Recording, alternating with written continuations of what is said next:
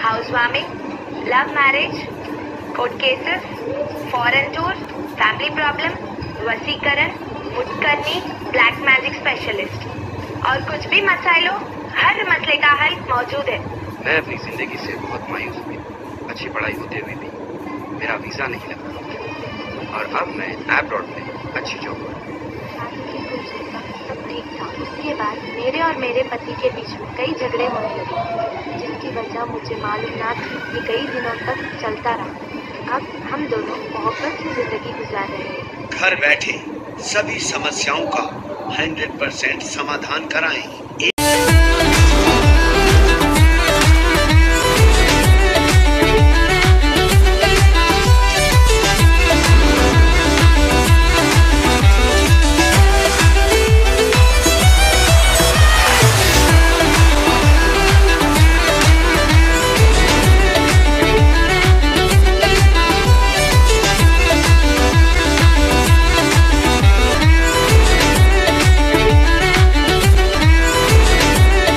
Wooden touch Bhanwarnath Azamgarh, a complete hardware store.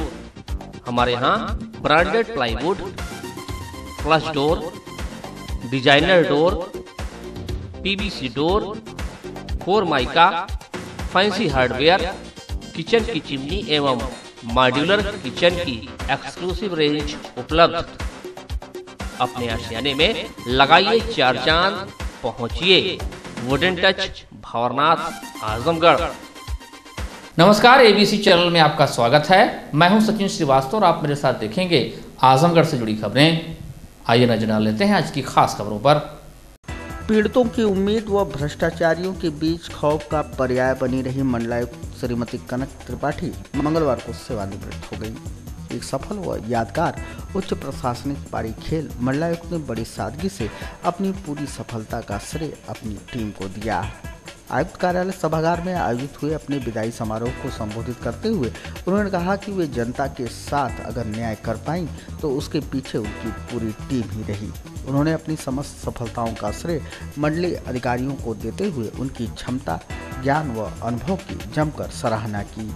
जैसा कि अभी सभी ने कहा कि जब भी कोई व्यक्ति सेवा में आता है उसकी सेवानिवृत्ति की तिथि तय हो जाती है, लेकिन फिर भी जब वो तिथि आ जाती है तो बहुत ही भावुक क्षण होता है, क्योंकि आप 30-35 साल तक जिस जीवन शैली के, जिस कार्य के आदी हो जाते हैं वो अचानक समाप्त हो जाते हैं।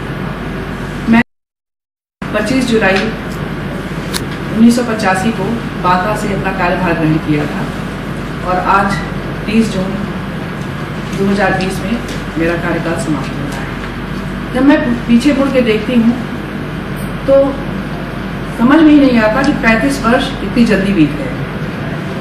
मेरा पूरा सेवा काल बहुत ही सुकून भरा और बहुत ही स्मूथ रहा और इसका श्रेय जाता है, मैं सौभाग्यशाली रही इस मामले में कि मुझे हमेशा बहुत ही अच्छी टीम मिली और उस टीम की क्षमताओं का मैंने भरपूर उपयोग किया।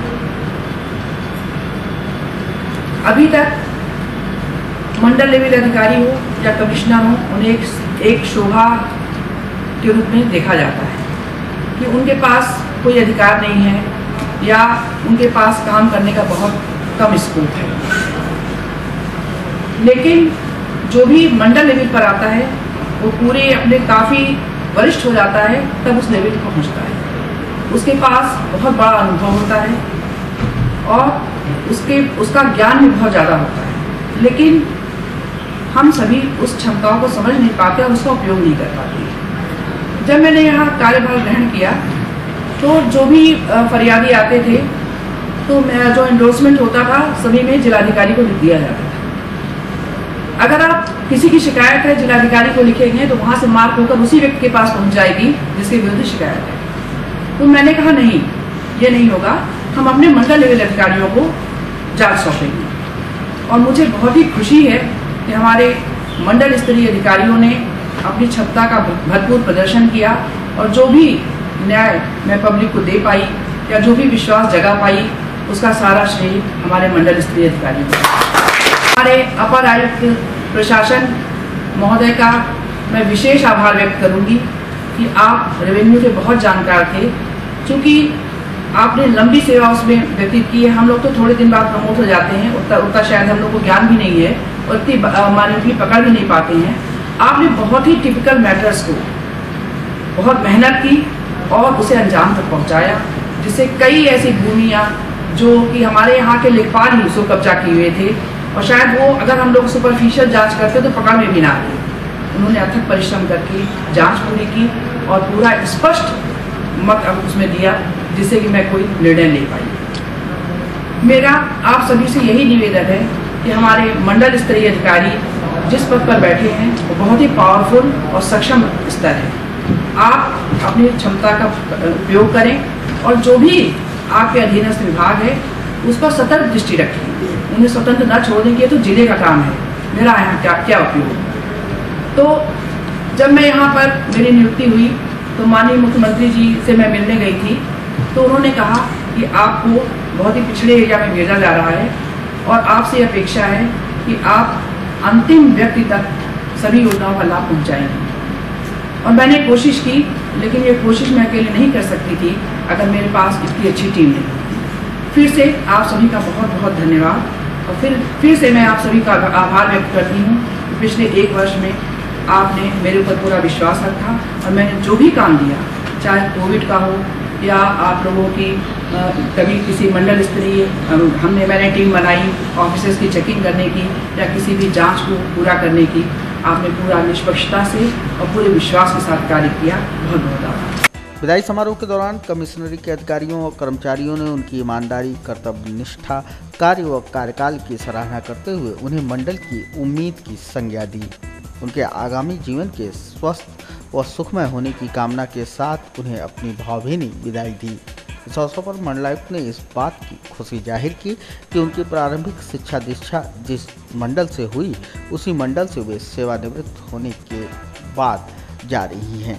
उन्होंने अधिकारियों से अपील भी की कि वे फरियादियों, पीड़ितों की समस्याओं के निराकरण के साथ साथ उनका अनुश्रवण भी लगातार करते रहें।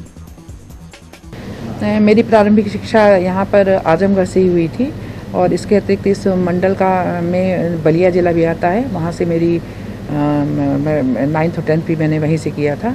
और आजमगढ़ की जनता जो है वो काफ़ी सरल है और वहाँ यहाँ पर पूर्व में उनके जैसे यहाँ पे मैंने देखा कि बहुत ही अभिलेखों में छेड़छाड़ की गई है और छोटी छोटी बातों के लिए उन्हें दौड़ना पड़ता है।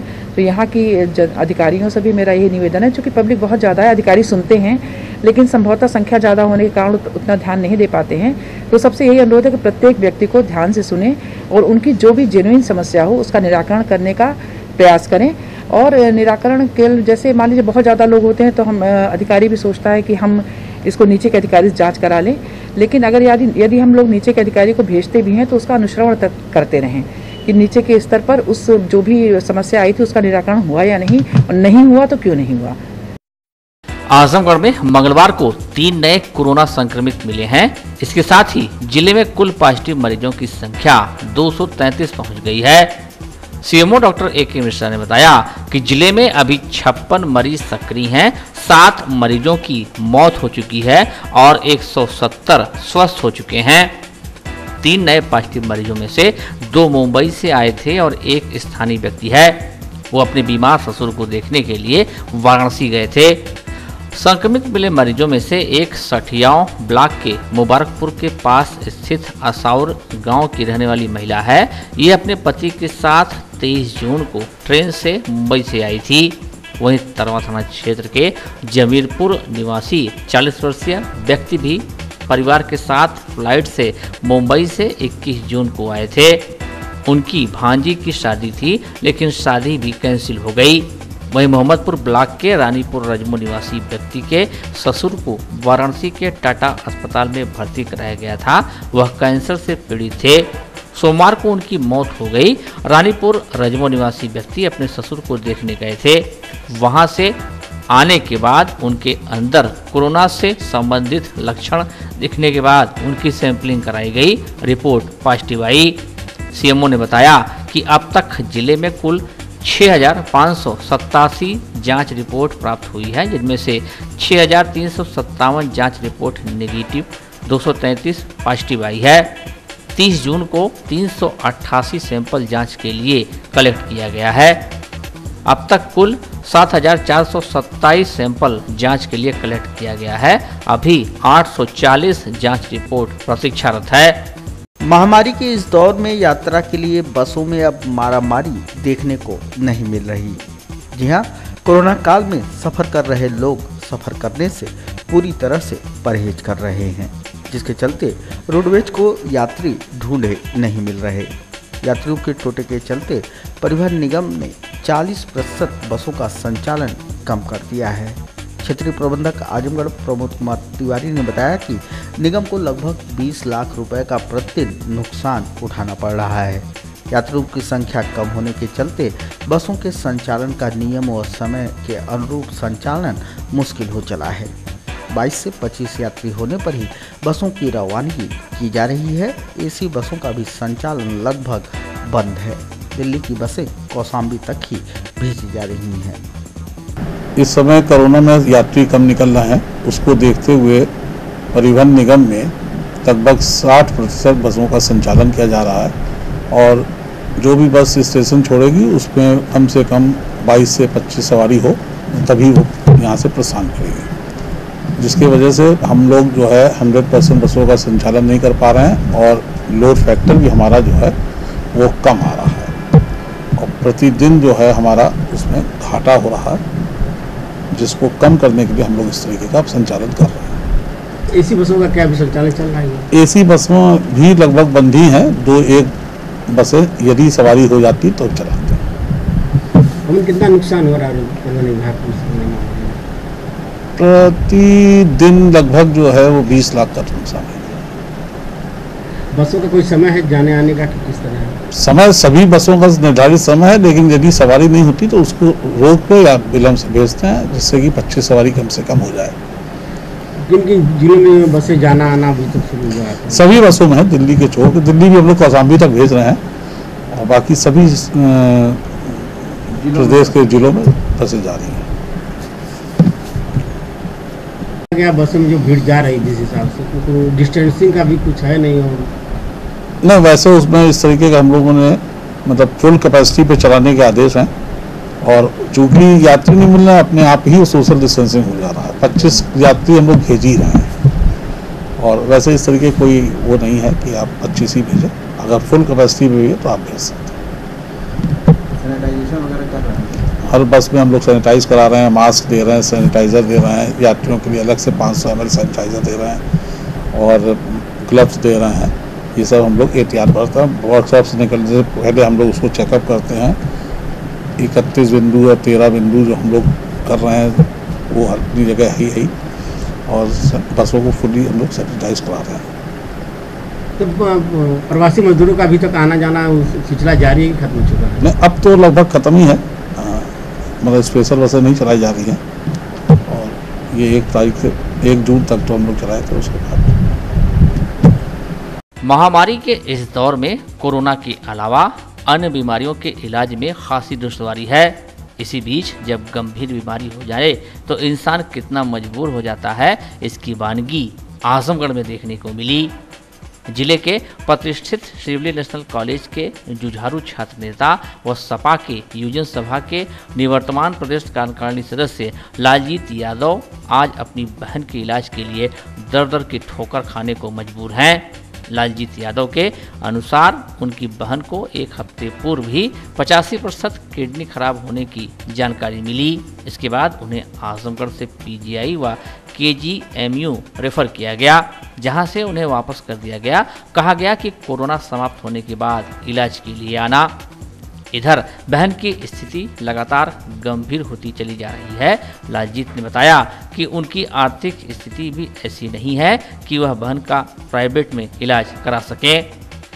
थक हार कर बहन के राखी का कर्ज उतारने के लिए भाई ने अपने खून से पार्टी के मुखिया व आजमगढ़ से सांसद अखिलेश यादव के साथ ही प्रदेश के मुख्यमंत्री योगी आदित्यनाथ को खत लिखा है। लालजीत यादव ने दोनों नेताओं से मदद की गुहार लगाई है। लालजीत आजमगढ़ के कंधरापुर थाना क्षेत्र के पहाड़पुर के रहने वाले हैं। उनकी बीमार बहन की ससुराल बिंदवल गांव में है। उसके 2 छोटे बच्चे हैं। लालजीत छात्र नेता के साथ ही सपा से भी जुड़े हैं। सपा के लिए कई बार वह सड़कों पर उतरकर संघर्ष करते रहे हैं, लेकिन पार्टी मुखिया के आजमगढ़ से सांसद होने, 5 विधायक और कई कद्दावर नेताओं की मौजूदगी के बाद भी पार्टी लालजीत से पल्ला झाड़ती नजर आ रही है। देखने वाली बात यह होगी कि पार्टी मुखिया या सूबे के मुखिया में से कौन लालजीत की फरियाद सुनता है और उनकी बहन का इलाज कब संभव हो पाता है। सर, हमारी बड़ी बहन है सुनीता देवी और मैं 2 महीने से करीब उनको लेकर के दवा इलाज कर रहा था। तो 8-10 दिन पहले डॉक्टर तुषित राय जी हैं, वहाँ पे उनका सहज हॉस्पिटल चलता है। तो जांच में पता चला, वो जांच करवाए तो कहे कि लालजीत भाई आपकी बहन का जो है कि किडनी 85% ख़राब हो चुकी है, आप कहीं पीजीआई या केजीएमओ लखनऊ में आप दिखा करके उनका अच्छे से इलाज करवा लीजिए, ठीक हो जाएंगी। तो हम वहाँ पीजीआई जब गए तो हमको वहाँ से वापस कर दिया गया कि आप जाइए, कोरोना का जब मामला शांत हो जाएगा, कोरोना वायरस का जब बीमारी शांत हो जाती है तब आप आइएगा, तब इलाज होगा। तो हम यही खत में लिखे हैं। 2-3 दिन पहले भी मुख्यमंत्री जी को हम पत्र लिख करके भेज चुके हैं कि माननीय मुख्यमंत्री जी हमारी बड़ी बहन को जो है कि पीजीआई में या केजीएमओ हॉस्पिटल में भर्ती करवा करके इलाज कराने की कृपा करें, लेकिन मतलब कोई जवाब नहीं मिला। फिर हमने प्रमुख सचिव जी से फ़ोन पे बात की तो उनका कोई पीए उठाया फ़ोन, तो वो बोल रहे हैं कि आप ये कर दीजिए। उसके बाद तो हम कहे नहीं, सर से बात करवा दीजिए। कहें सर से आप बात नहीं हो पाएगी, आप दूसरे दिन फ़ोन करिएगा। तो हम कल किए थे, तो आज आए हैं डीएम साहब के यहाँ एक अपने खून से निकाल करके सर पत्र लिख करके माननीय मुख्यमंत्री जी को और आजमगढ़ के सांसद जो हमारे सांसद जी हैं उनको पत्र लिख करके भेज रहे हैं। आप समाजवादी पार्टी के सदस्य भी हैं, यूनियन सभा के सदस्य समाजवादी पार्टी से आपने मदद मांगी, अपने जिलाध्यक्ष क्या गए या और नेताओं क्या गए जो लोगों की मदद करते रहे, आप मदद क्यों नहीं होते? सर, जिलाध्यक्ष जी पत्र लिख करके भेजे हैं सांसद जी को। हाँ, अभी तक कोई सूचना नहीं मिली है। अब कितनी आर्थिक रूप से आपको जरूरत है? क्या प्राइवेट अस्पताल में भी इलाज होता है, लेकिन आर्थिक रूप से सर हम बहुत गरीब परिवार से हैं। हमारे पिताजी को भी 2003 से पालिश मार दी है और वो भी मतलब कुछ काम धाम नहीं करते। हम भी पढ़ाई करते हैं और मतलब छात्र राजनीति करते हैं, पार्टी से जुड़े हुए हैं। आज आप बहुत देर से समाजवादी पार्टी से जुड़े रहे हैं, ना आपके साथ कोई कार्यकर्ता है, ना कोई नेता खड़ा नजर आ रहा है, तो क्या कहेंगे पार्टी के लिए? आप इतना मतलब उनका पार्टी को लेकर आप चले, आज मुसीबत आपके साथ है तो कोई नहीं खड़ा हो रहा, क्या कहेंगे पार्टी के लिए? पार्टी के लोगों से हम यही कहेंगे कि मतलब हमारी मदद करें सभी लोग। हाँ, हम सभी लोगों से चाहते हैं कि सब लोग हमारी मदद कर दें, हमारी बड़ी बहन ठीक हो जाएं, बस यही चाहते हैं, सभी लोगों से चाहते हैं। अखिलेश यादव से क्या कहेंगे जो आपके नेता भी हैं और आजमगढ़ के सांसद भी? हम सांसद जी से चाहते हैं कि वो भी प्रयास करके या पीजीआई में हॉस्पिटल में भर्ती करा दें, हमारी बड़ी बहन का कि इलाज हो जाए, वो ठीक हो जाए। हम यही चाहते हैं आपके माध्यम से यह संदेश उनके यहाँ तक पहुँच जाए और मुख्यमंत्री जी के यहाँ तक पहुँच जाए कि आदेशित करके जल्द से जल्द हमारी बहन को मतलब भर्ती करा दें, हम अपनी बहन को ठीक करवा लें। पटरी वाला नियम लागू होने से तमाम दुकानदारों के साथ साथ सैलून संचालक भी काफ़ी परेशान हैं। मंगलवार को राष्ट्रीय न्यायी महासभा युवा मोर्चा के बैनर तले लामबंद होकर उन्होंने जिलाधिकारी को अपना ज्ञापन सौंपा। ज्ञापन के जरिए महासभा ने रविवार को सैलूनों, नाई की दुकानों को खोले जाने की अनुमति प्रदान किए जाने की जिलाधिकारी से मांग की। इसके साथ ही साथ शासन द्वारा गरीब नाइयों को प्रदान की जाने वाली 1000 रुपये के आर्थिक राहत सहायता राशि भी प्रदान किए जाने की उन्होंने मांग की है। डीएम महोदय से रविवार को जो दुकान बंद करा दिए हैं उस सिलसिले में मिलना चाहे हैं। हम लोग 3 ही दिन दुकान खोल रहे थे, बुधवार, शुक्रवार और रविवार को दुकान बंद कर देने से आम जनता को बहुत दिक्कत हो रही है। उनकी सेविंग कटिंग का काम नहीं हो पा रहा है, इसलिए डीएम साहब से हम लोग अनुरोध किया है कि रविवार को दुकान खोलने का आदेश दें। 1000 मिलने वाला मामला था, वो क्या था? 1000 इन्होंने 2-3 महीना पहले कहा था, लेकिन अभी किसी को नहीं मिला। किसी तहसील में किसी को भी 1000 रुपये की दान नहीं मिला। क्या चाहते हैं आप लोग?